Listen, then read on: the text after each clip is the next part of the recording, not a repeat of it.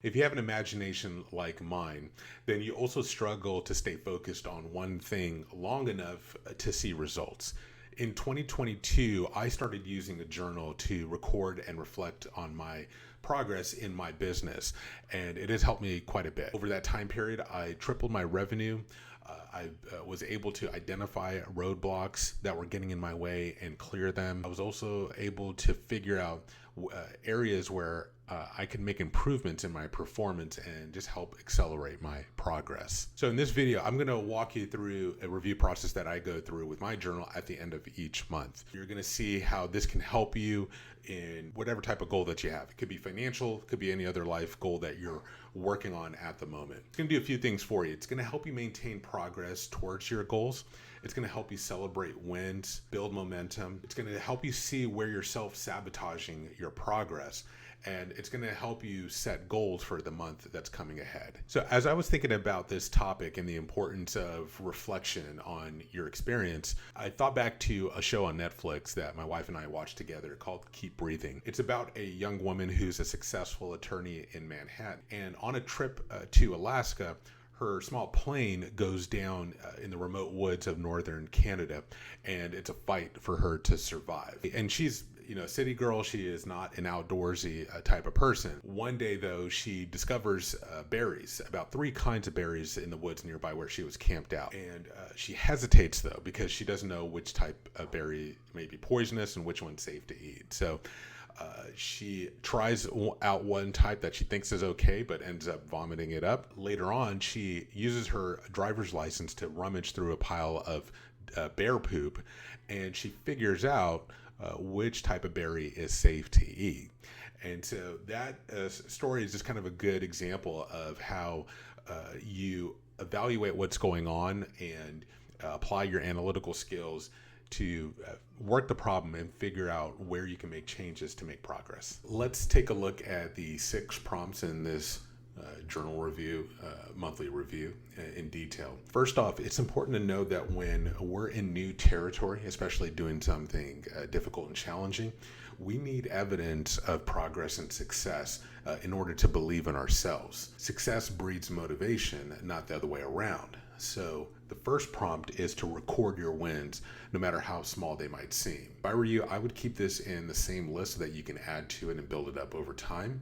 And you'll be glad that you did, because later on you'll be able to go back to that list and recall some things that you probably will forget along the way. In our next prompt, when you have a clear goal, you also realize that certain roadblocks can keep you from reaching that desired outcome.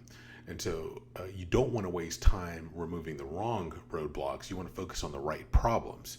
So the next prompt is, what are your challenges with this goal? Then to go to the next prompt, related to challenges, but apart from it, there are things that are slowing you down, making your progress take longer than necessary. They don't look like problems, so they're easy to miss, but they keep you from leveling up. So the next prompt is, what are the bottlenecks? For example, in my business, I was a big bottleneck. I was holding things up from operating more smoothly and efficiently. And so I spent a lot of time and continue to spend time figuring out where I'm holding up the process and looking for a solution to that. And so what are the bottlenecks? Going to the next prompt, we tend to think that setbacks happen despite our intentions. But one of my coaches likes to say, the results you get are perfect for the system you've created. And if you have a problem that's happening more than once, then you are creating it somehow, because there are real problems and then there are recurring problems. So the next prompt is, what are your recurring problems? And what is the problem behind that problem that you're not addressing? Then you've been working through 4 prompts now and spending some time thinking about these questions, reflecting and writing. So by this point, there are insights that should be coming up. And so the next prompt is to take a moment to write down those insights. What's coming up for you? What are you learning? What are you realizing? Finally, to round out this review, what we do is we look forward to the month coming ahead and we set 1 or more goals for the month.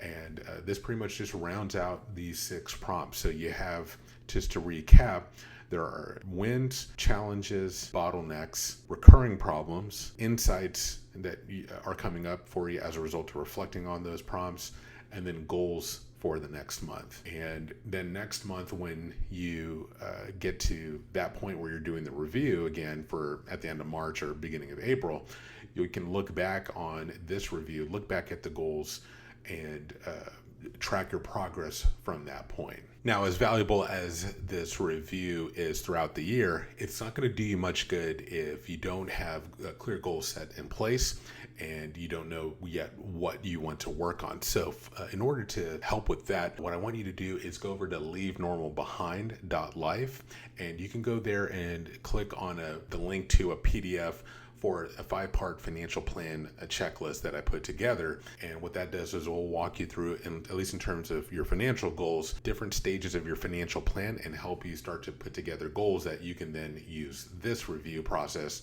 to help you keep track towards. So head over to leavenormalbehind.life.